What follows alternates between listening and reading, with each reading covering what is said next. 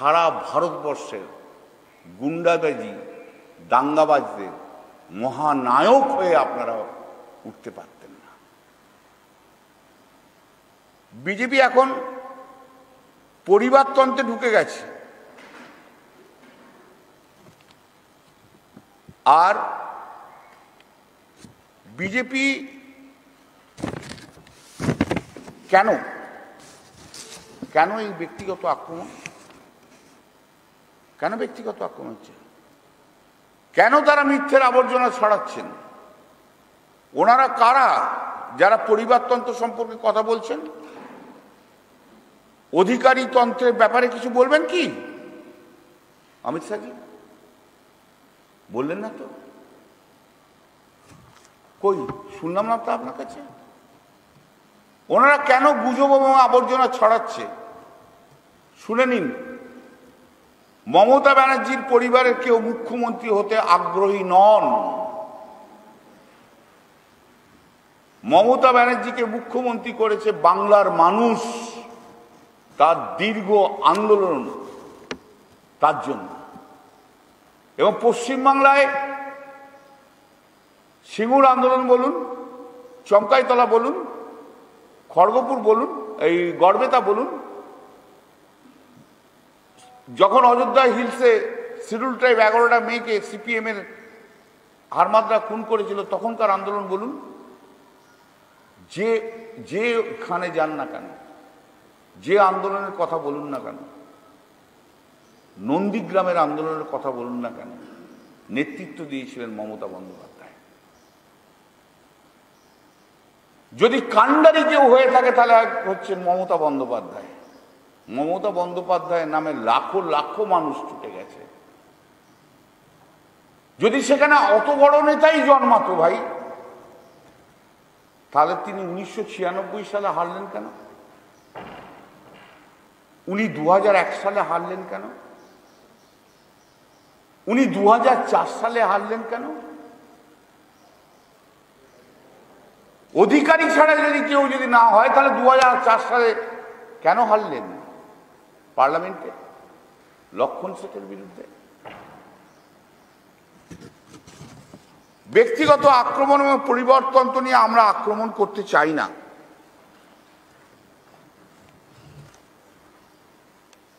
অধিকারী পরিবারতন্ত্রের কি বিশ্বাসযোগ্যতা আছে? আজ শুভেন্দু অধিকারী সেই যে প্রশ্নটা তুলে দিলেন, তাদের সেই প্রশ্নটা আজকে শুভেন্দু অধিকারী তুলে দিলেন। আমরা আজকে যে প্রণামটা স্টেজে অমিত শাহকে শুভেন্দু অধিকারী করেছেন সবাইকার সামনে, সেটা গত 10 বছর ধরে যখনই মমতা বন্দ্যোপাধ্যায়কে পেয়েছে তখনই মমতা বন্দ্যোপাধ্যায়কে প্রণাম করে গেছে। তাহলে প্রণামই যদি করবেন ভাই, তাহলে বললেন কি করে দলটা পচে গেছে? ছিলেন কেন? যদি পচে গিয়ে থাকে তাহলে তো আপনিও পচে গেছেন, তার মধ্যে আপনিও তো পচে গেছেন। সব ভোগ করে নিয়ে যেতে হবে। পদের যদি লোক যদি না থাকতো ভাই, আপনি কেন 2014 সালের পার্লামেন্টে জিতে আবার 2016 সালে ফিরে এলেন মন্ত্রী হওয়ার জন্য? শুধু আপনার জন্য একটা বাই ইলেকশন করতে হয়েছিল এবং কয়েক কোটি টাকারও খরচ হয়েছিল পাবলিক এক্সচেকার থেকে।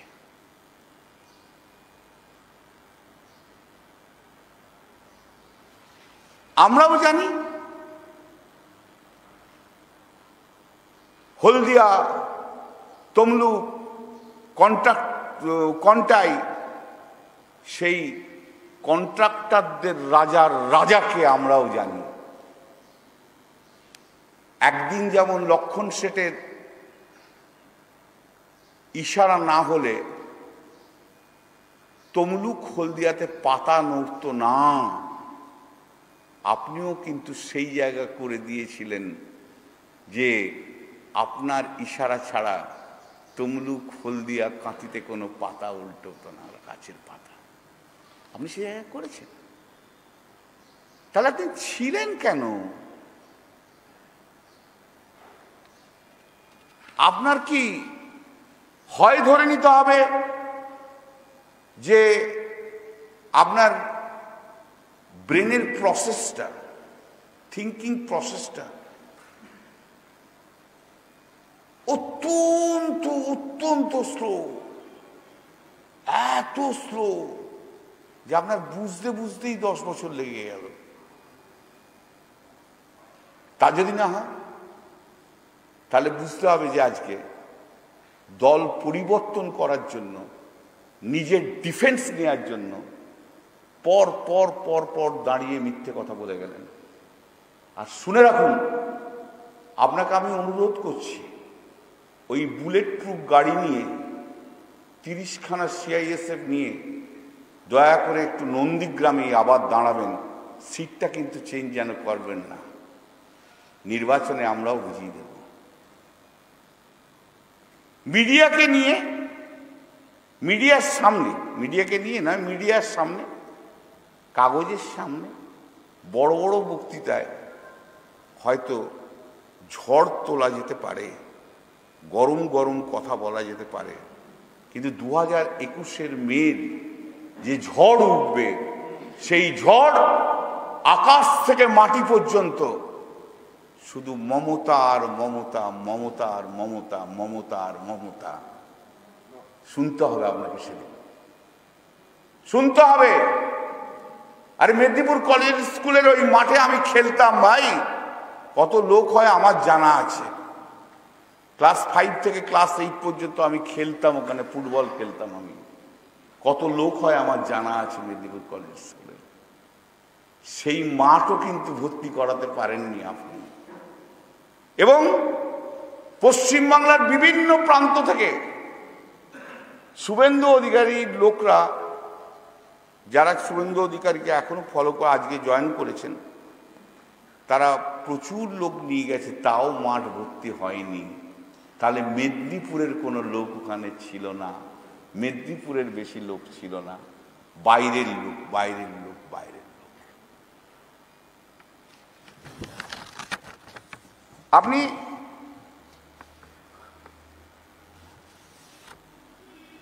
(1998 সালে আপনি তৃণমূলে ছিলেন না। যখন তৃণমূল কংগ্রেস তৈরি হয় তখন আপনি তৃণমূলে ছিলেন না। অতএব দাবি করবেন না যে প্রথম দিন থেকে আপনি তৃণমূলটা করছেন। যদি শিশির অধিকারী দাবি করেন আমি মেনে নেব, কিন্তু আপনি ছিলেন না। আর আদর্শ নিয়ে আপনি কি বলবেন? কিসের জন্য দল ছাড়লেন? কোন আদর্শ? আপনার বুকের পাটা নেই, আপনি কাপুরুষ, তাই জন্য ভাইপোর নাম নিতে পারলেন না। তার বাজারে আপনি ছেড়ে দিচ্ছেন। আপনার বুকের পাটা যদি থাকে, আপনি নামটা নিয়ে একবার দেখুন। আপনি সেই জায়গাতেও আপনি আসতে পারলেন না। সম্মান পাননি আপনি, কি পাননি? আর কত সম্মান চাই? গত 10 বছরে মমতা বন্দ্যোপাধ্যায় মিটিংয়ে ঢুকলে আগে শুভেন্দু কোথায়? 3-3টে মিনিস্ট্রি, কতগুলো কর্পোরেশনের চেয়ারম্যান, 5খানা জেলার, 4খানা না 5খানা জেলার আপনি অবজারভার। আর কি সম্মান দেবে? মুখ্যমন্ত্রী চেয়ারটা দিলে তবে আপনি সম্মানিত হবেন, নাহলে আপনি অসম্মানিত। বাহ বাহ, এ তো অসাধারণ খেলা, একেবারে দেখার মতো খেলা। বিদ্যাসাগরের দেশেও, শহীদ ক্ষুদিরামের দেশে মাতঙ্গিনী হাজরার মাটিতে একটা এরকম একটা আদর্শহীন বিশ্বাসঘাতক জন্মাতে পারে, মেদিনীপুরের মানুষও বোধহয় কোনোদিন কখনো ভাবেনি, বাংলার মানুষ তো দূরের কথা। আমরা কাজ করেছি কি কাজ করিনি তার রিপোর্ট নিয়ে তো আমরা যাচ্ছি। দুটো জিনিস বলে, একটা জিনিস বলে দিই, ওনারা বলেছেন যে ওয়াইজুল হক নাকি জয়েন করেছে, সেটা মিথ্যে। ওনারা বলেছেন দেবাশিস জানা বিধাননগরের এক্স কাউন্সিলর নাকি জয়েন করেছেন, সেটা ভুল, সেটা মিথ্যে।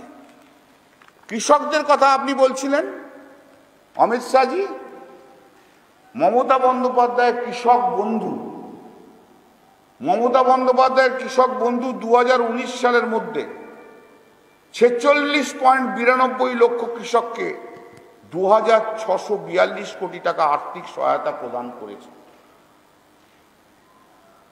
তপশিলি বন্ধু এবং জয় জওহর প্রকল্পে 12 লক্ষেরও বেশি এসসি এসটি প্রবীণ নাগরিককে মাসিক 1000 টাকা করে পেনশন দেন।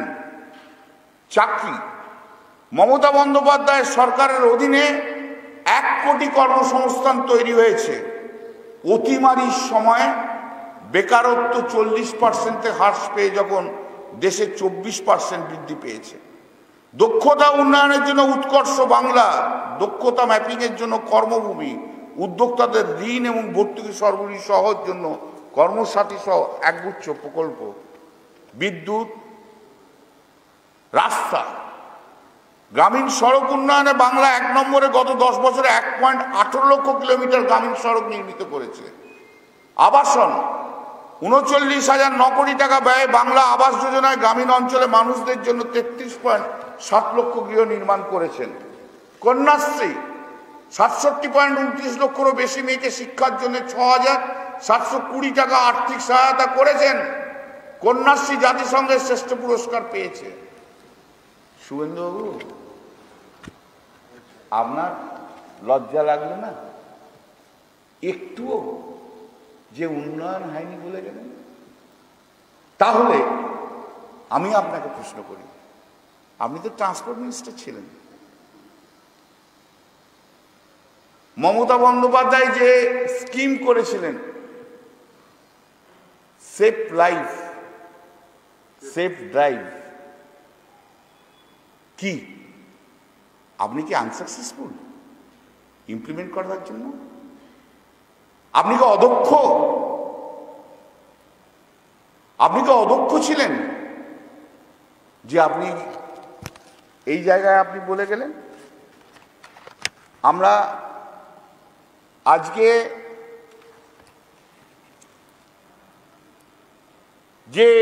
যেভাবে এরা ফেডারেল স্ট্রাকচারটাকে যেভাবে ভেঙে দিচ্ছে, আপনারা দেখতে পাচ্ছেন পরপর আমরা এই ডেকে পাঠানো আইপিএস অফিসারদের বদলি যেভাবে করে যাচ্ছে, ফেডারেল স্ট্রাকচারটাকে ভেঙে দিচ্ছে। আর আবার আমি একবার at the cost of repetition বলি, মমতা ব্যানার্জির পরিবারের কেউ মুখ্যমন্ত্রী হতে চান না, এই একটা মিথ্যে কথা বাজারে বলে বেড়ানো হচ্ছে। স্প্রেডিং লাইস এবং ভারতীয় জনতা পার্টি হচ্ছে মিথ্যে কথা কিভাবে বলতে হয় তার সুদক্ষ কারিগর। কি প্রতিশ্রুতি পালন করেছেন? আপনি বলছেন অর্থনৈতিক অবস্থা খারাপ। আপনার লজ্জা করলো না অমিত শাহ? আপনার লজ্জা করলো না একবারও? মানুষের তো একটু লজ্জা থাকে, আপনার তো তাও নেই। 2014 সালে নরেন্দ্র মোদী যখন প্রাইম মিনিস্টার হন তখন জিডিপি গ্রোথ ছিল 10.5%, আর আজকে দাঁড়িয়ে আজকে দাঁড়িয়ে লাস্ট জিডিপি গ্রোথ হচ্ছে -7.5। কি প্রতিশ্রুতি আপনি রেখেছেন? আপনারা বলেছিলেন 2 কোটি করে চাকরি দেবো প্রতি বছর 2014 সালে। 2014 থেকে 2020 হলে 2014, 2015, 2016, 2017, 2018, 2019, 2020 শেষ 7 বছর হয়। 7 দুগুণে 14 কোটি। 50 লক্ষেরও চাকরি দিতে পেরেছেন? একটু লিস্টটা টাঙিয়ে দেবেন, আমরা একটু দেখব। আপনারা বলেছিলেন যে 15 লক্ষ টাকা করে প্রতিটা লোকের ব্যাংক অ্যাকাউন্টে যাবে, পেরেছেন? যারা ব্যাংক লুট করে নিয়ে গেল, বিজয় মালিয়া থেকে আরম্ভ করে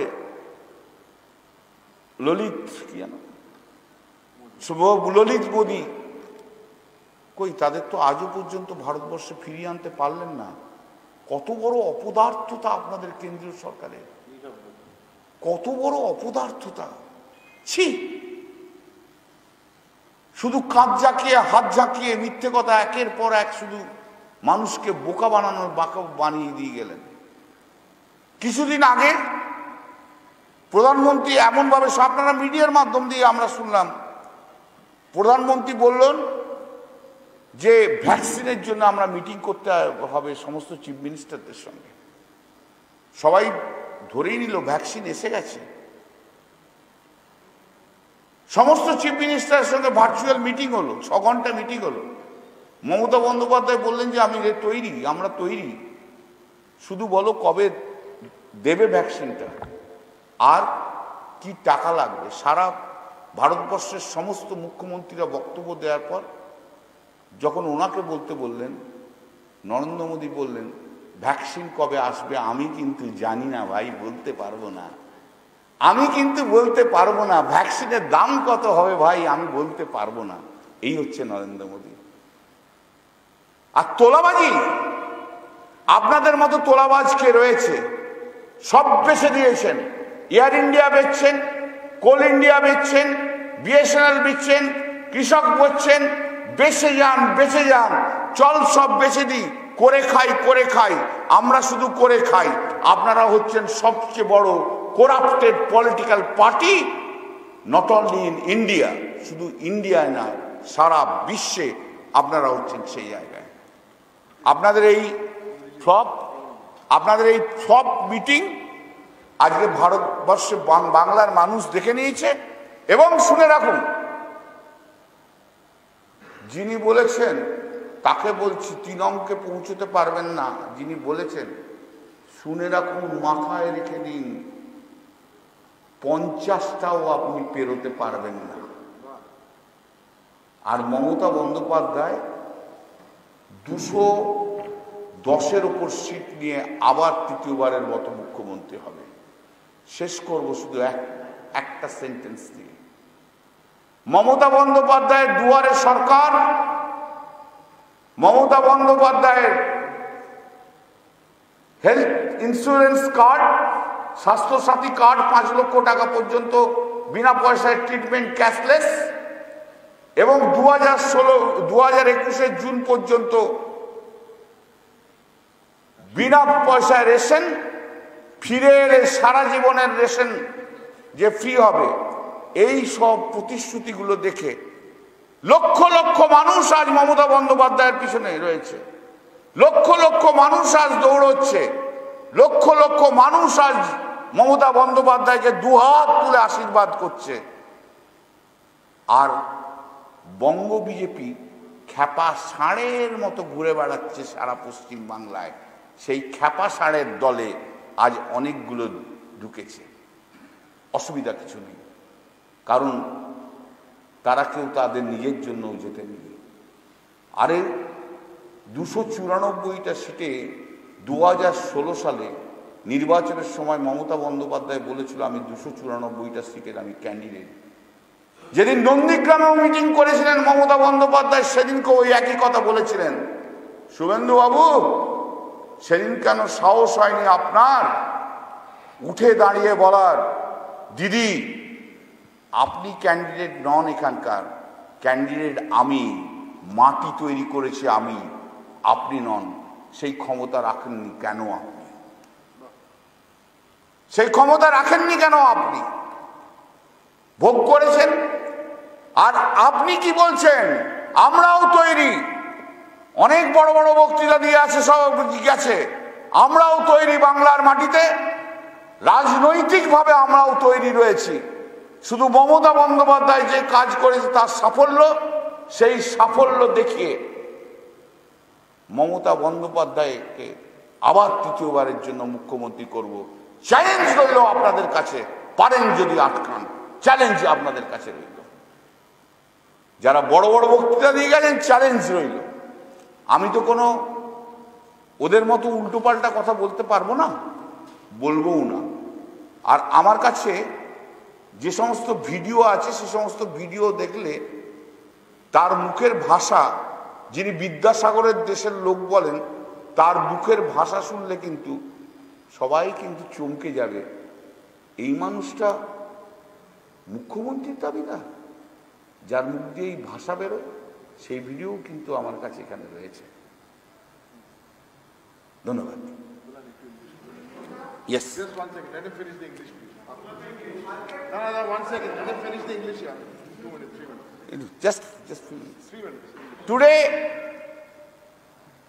the world's most corrupted political party, Bharatiya Janata Party, held a meeting at Mednipur Collegiate School and College ground, and the ground was not full.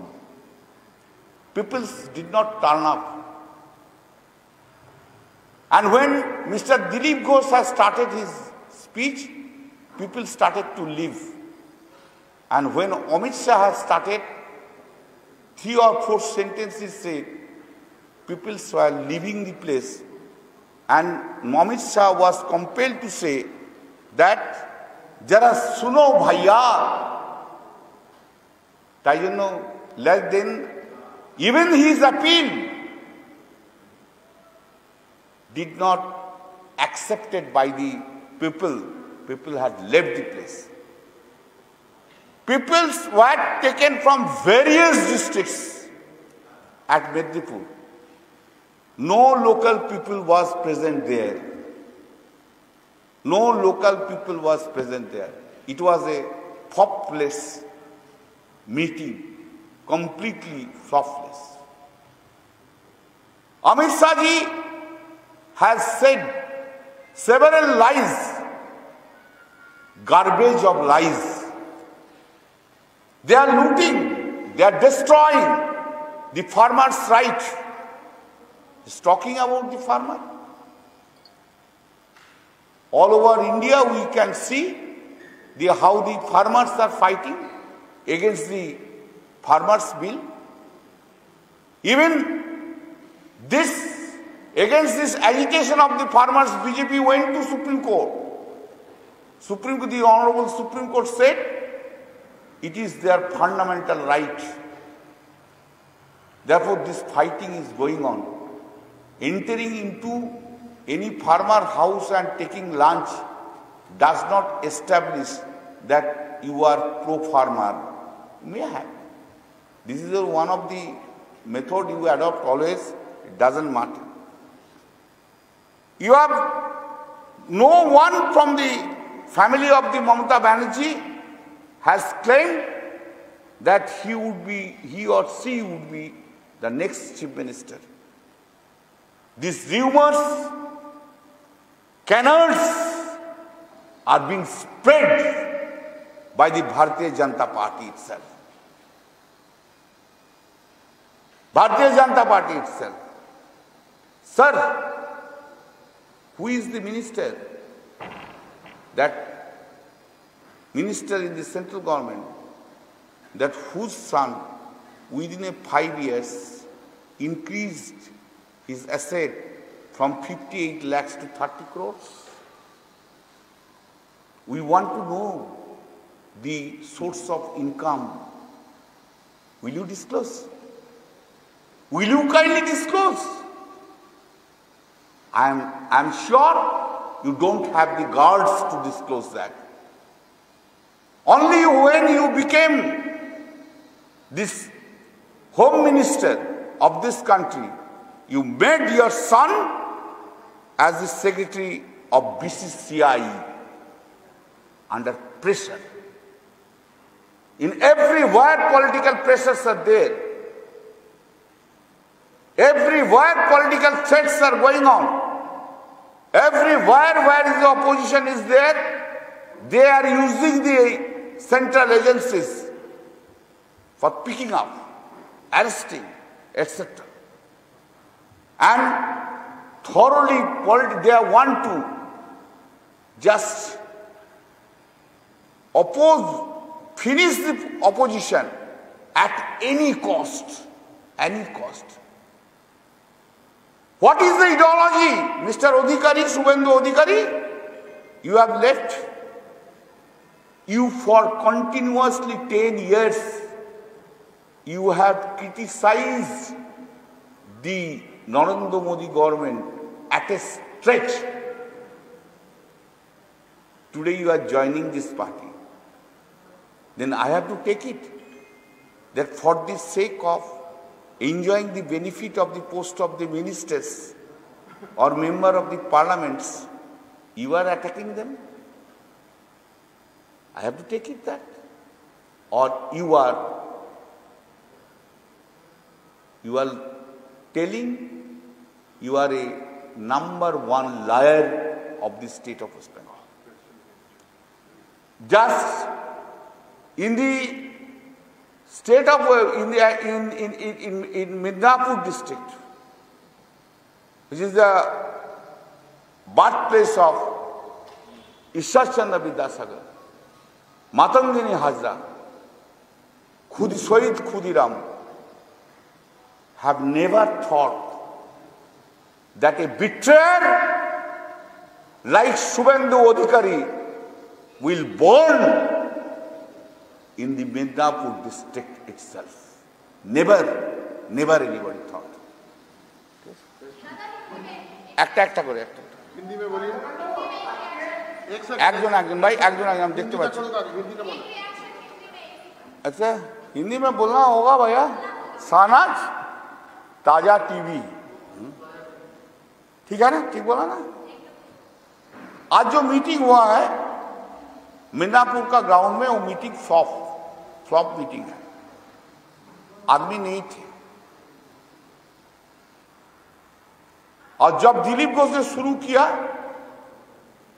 तब से आदमी लोग भागने शुरू कर दिया और जब अमित शाह ने शुरू किया उसके बाद फिर ज्यादा आदमी लोग चला गया इसलिए उनको बोलने पड़ा है अरे सुनो भैया लेकिन कोई सुनता नहीं है अमित शाह जी को क्योंकि अमित शाह जी झूठा बात बोलता है सब लोग जानता है अमित शाह जी जानता नहीं है बंगाल का हिस्ट्री अमित शाह जी जानता नहीं है ममता जी का ममता जी was thrown out from the Congress and ममता जी ने नया पार्टी बनाया था तृणमूल कांग्रेस और अमित शाह बोल के गया जे उन्होंने अलग पार्टी में ज्वाइन कर दिया कितना झूठा आदमी है अरे देश में एक ही है वेस्ट बंगाल में एक ही है एक ही दल जब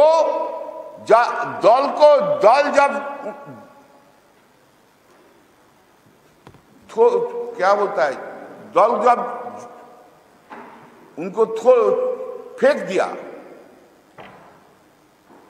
एक ही जिन्होंने पार्टी बना के पार्टी को सक्सेसफुल कर दिया दिखा दिया देश को इतना बड़ा लीडर शुभेंदु अधिकारी नहीं है तो 2016 में क्यों हारा 2001 में क्यों हारा 2004 में क्यों हारा क्या आइडियोलॉजी है उनका 2014 में एमपी होने का बाद उन्होंने मिनिस्टर होने के लिए छोड़ के एमपी सिर्फ छोड़ के मिनिस्टर बनने के लिए आया है, कितना ग्रीडी होना होता है भाई। हम तो बहुत दिन पार्टी कर रहे हैं, आज नहीं। हम तो दीदी का साथ 1989 से है। हम तो अभी तो स्टिल आई एम, हम तो अभी तो अपोजिशन में ही है ना। कोई हम लोग को तो कभी सोच में नहीं आया मिनिस्टर बनना होगा, ये बनना होगा, वो बनना होगा, कोई नहीं। जब मेंबर ऑफ पार्लियामेंट थे कितना दिन पे पार्लियामेंट किया था, कितना दिन स्पीच दिया था। अभी आप इडियोलॉजी क्या इडियोलॉजी है? 10 बरस आप नरेंद्र मोदी के खिलाफ बोल के गया, आज नरेंद्र मोदी उनको इडियोलॉजी हो गया। तो ये आदमी को कौन विश्वास करेगा? कौन विश्वास करेगा? और डरिए मत, देख लीजिएगा 2021 में ममता जी जब 220 का सीट से ज्यादा सीट लेके चीफ मिनिस्टर होंगे, यही लोग फिर घूम के आके तृणमूल में ज्वाइन करने के लिए कोशिश करेंगे। ये भी बात लिख लीजिए, একজন একজন করে।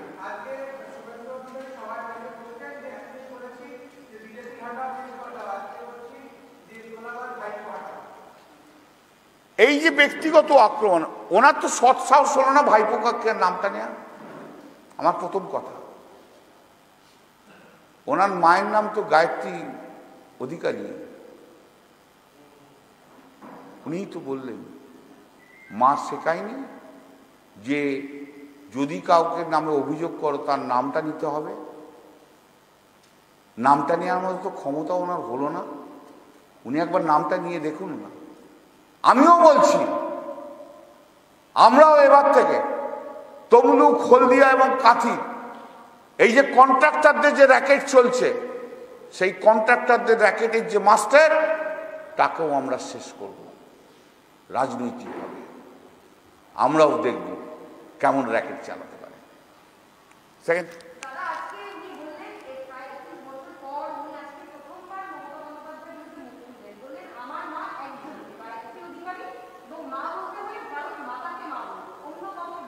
মমতা বন্দ্যোপাধ্যায় তো ওনাকে কখনো বলে যে তুমি আমাকে মা বলে ডাকো। তো এই কথা বলার মানে কি? ঠাকুর ঘরে কেড়ে আমি তো কলা খাইনি, হ্যাঁ? বলেছেন কখনো? উনি আজকে অমিত শাহকে স্টেজে প্রণাম করেছেন, তাই তো? উনি গত 20 বছর ধরে যখনই মমতা বন্দ্যোপাধ্যায়কে সঙ্গে দেখা হতো, দেখার পরে মমতাদিকে প্রণাম করে যেত। আমরা কিন্তু দীর্ঘদিন ধরে পার্টি করছি ভাই। আমি প্রথম 1984 সাল থেকে মমতাদির ইলেকশন করেছি, 1989-এ মমতাদির ইলেকশন করেছি, তারপর থেকে 91 থেকে একদম ডাইরেক্ট পার্টি করছি আমি। কই আমাদের তো প্রণাম করতে হয় না? করি, বিজয়া দশমীর সময় যে প্রণাম করি, রাখি বাঁধার দিনে দিদিকে প্রণাম করি, কিন্তু কোনো রাজনৈতিক প্রোগ্রামে যে বা সরকারি কাজে যে আজ পর্যন্ত কিন্তু মাথা ঝুঁকিয়ে প্রণাম করে আসেনি। এগুলো যারা করে না, তারা তেল দেওয়ার জন্য করে, খুশি করার জন্য করে। মমতা বন্দ্যোপাধ্যায় বলেনি কখনো আমাকে মা বলে ডাকতে হবে। উনি নিজে নিজে ভাবছেন, নিজে নিজে নিজে নিজে চিন্তা ভাবনা। একজন একজন করে একজন করে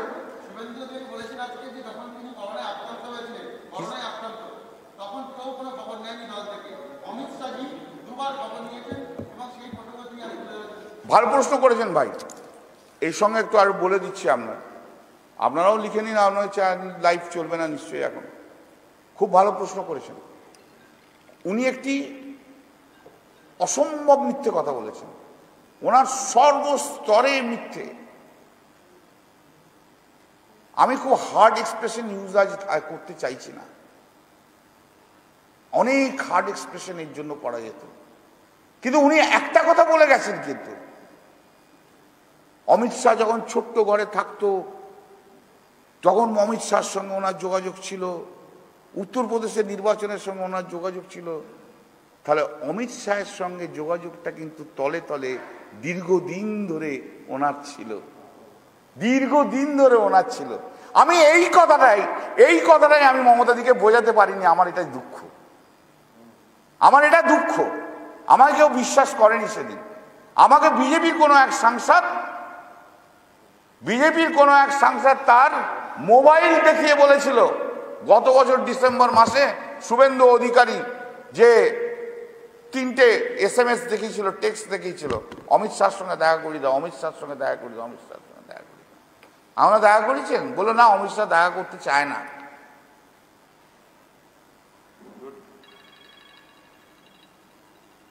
ও অনেক আলাম কেন বলো? অমিত শাহ বলেছেন ও হচ্ছে over ambitious, he is too greedy. আমি 1 বছর আগে বলেছিলাম, আমার কথা কেউ বিশ্বাস করেনি।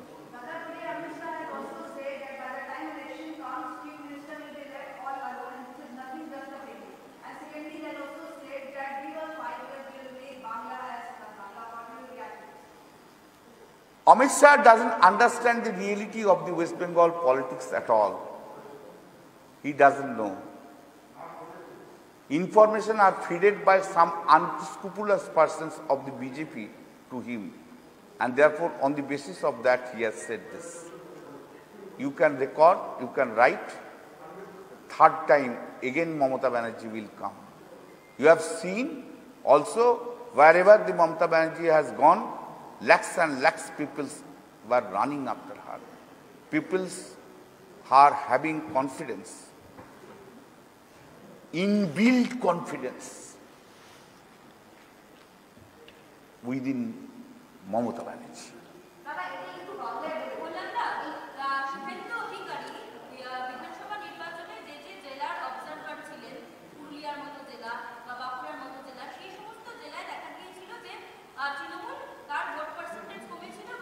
এখন তো বোঝাই যাচ্ছে অমিত শাহর সঙ্গে দীর্ঘকালের যোগাযোগ যে ও ছিল, ও তো নিজেই স্বীকার করেছে। তাহলে স্যাবোটেজটা নিশ্চয়ই শুভেন্দু অধিকারী করেছিলেন।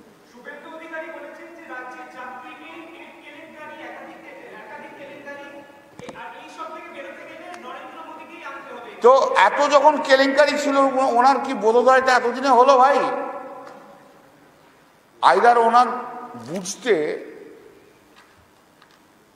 উনি যখন ক্লাস 1-এ পড়েন আর কি, ওর বুঝতে বোধহয় 10 বছর লেগে যায় ক্লাস 1-এর পড়াটা কি।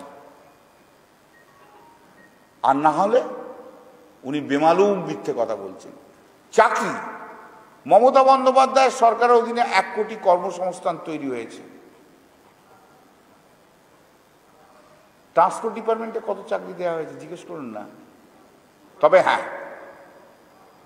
হ্যাঁ, শুধু শুভেন্দু অধিকারী তার নিজের ওই মেদিনীপুরের কয়েকটি লোককে চাকরি দিয়েছে। হ্যাঁ বলো। দুয়ার কি আপনি বলছিলেন উন্নয়ন হয়নি? কৃষক বন্ধু আপনাদের একটু আগে বলেছি, তপশিলি বন্ধু। I will tell you another important fact to everyone, very important fact. Amit Shah বলে গেছে যে বাংলার আইন শৃঙ্খলা নেই, বলেছে তো? বলেছেন তো? Up to 2018 national criminal records ব্যুরোর রিপোর্ট অনুযায়ী 2018, ঠিক আছে, উত্তরপ্রদেশে হচ্ছে সবচেয়ে বেশি ক্রিমিনাল কেস তৈরি হয়েছে। সেকেন্ড হচ্ছে মধ্যপ্রদেশ, এবং মহিলাদের ওপর রেপ এবং নির্যাতন সবচেয়ে বেশি হয়েছে উত্তরপ্রদেশে। এবং ভারতবর্ষের সবচেয়ে যে সিটি হাইয়েস্ট রেপের জন্য সেটা হচ্ছে লখনৌ, 2782। শিডিউল কাস্টদের উপরে যে ক্রাইম হয়েছে আপ টু 2018, সেই 2018 পর্যন্ত উত্তরপ্রদেশে 11,08,000 সামথিং।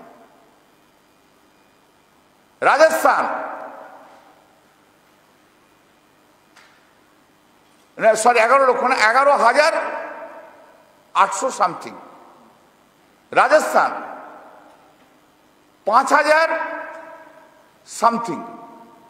মধ্যপ্রদেশ 4,000 সামথিং। পশ্চিমবাংলা 119। 119 119।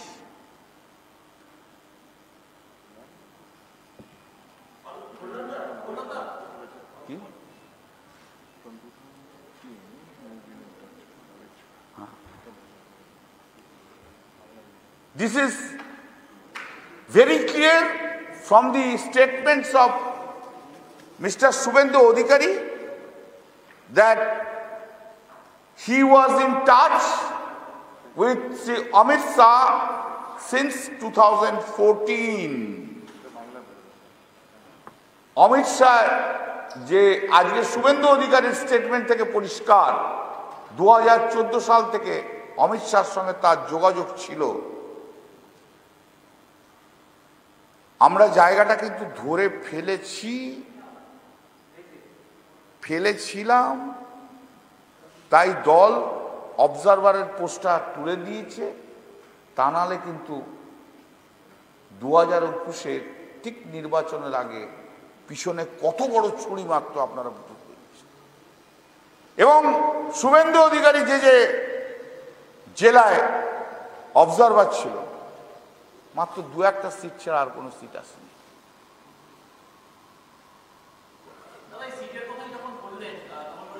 আমি একবার এতগুলো প্রশ্ন আমি উত্তর দেবো না, সরি নো।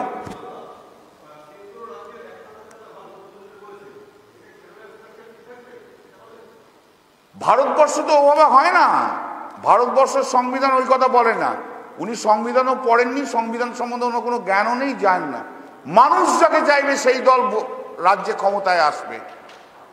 মানুষ যদি চায় রাজ্যে একটা দল থাকবে, সেই রাজ্যে সেই দল থাকবে, রাজ্যের মানুষ রাজ্যকে চালাবে।